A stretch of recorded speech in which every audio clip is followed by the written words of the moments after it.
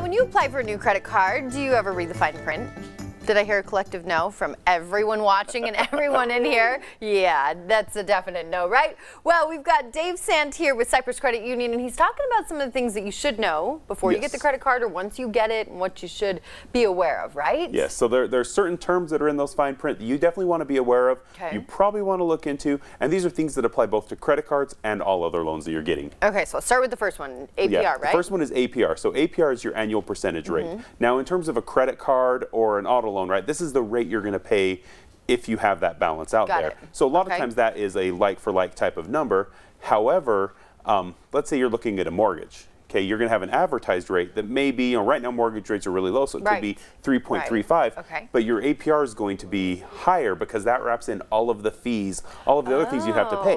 So if you're looking, so you might be comparing what you think is apples to apples, but if you're looking at one person's advertised rate to another one, that's going to look about the same, but one may be a little higher, but their APR could be lower because there's less fees involved. So you really want to watch for APR because that's that true cost. Okay, let's talk number two, credit score. Yeah, so a lot of people know about your credit score. This is your buying power. This is what's going to figure out not only what can you borrow, but at what rates you're going to borrow. It tells people what your risk is, and really the better credit score you have, the better. It's going to be anywhere from 300 to 850.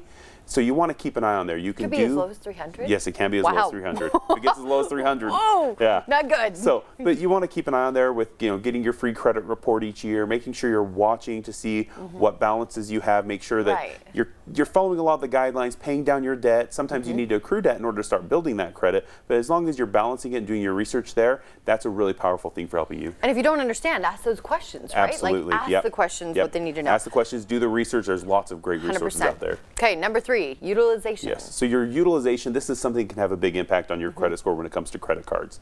This is, everybody has a credit limit that you're given, right? That's Wish the mine amount. Was higher. Yeah, but so that's the amount that the institution is going to trust you with. Okay. And then what the credit score will look at is they'll look at how much of that are you using, that utilization.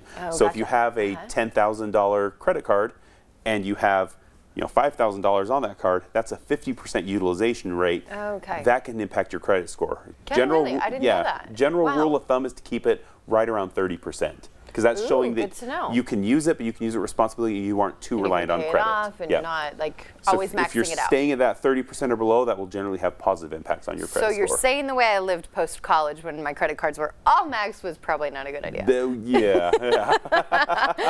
All right, let's talk cosigner. Yes, so cosigning is something you want to be very careful with. I think a lot of times people would look at it and they would think I'm going to do this to help out a family member or a friend. But when you put your name on the line, you may have that great credit score. And a lot of times you cosign because somebody doesn't have that credit score, or they may have too high of a debt to income ratio.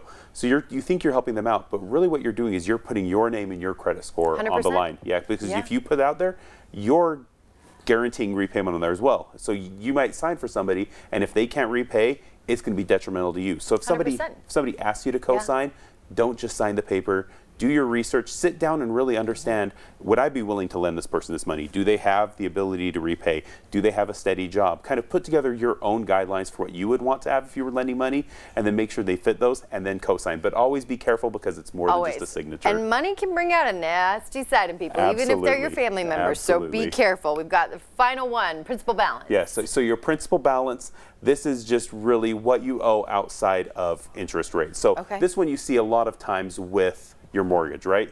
You're going to have your payments you make each month. You're paying a certain amount to principal, a certain amount in interest. So if you have extra money to pay, what you'll want to watch for is that you don't just give that money to whoever you're paying your mortgage to, because you may give it to them and they could apply it to next month's payment, which is going to go towards interest and principal.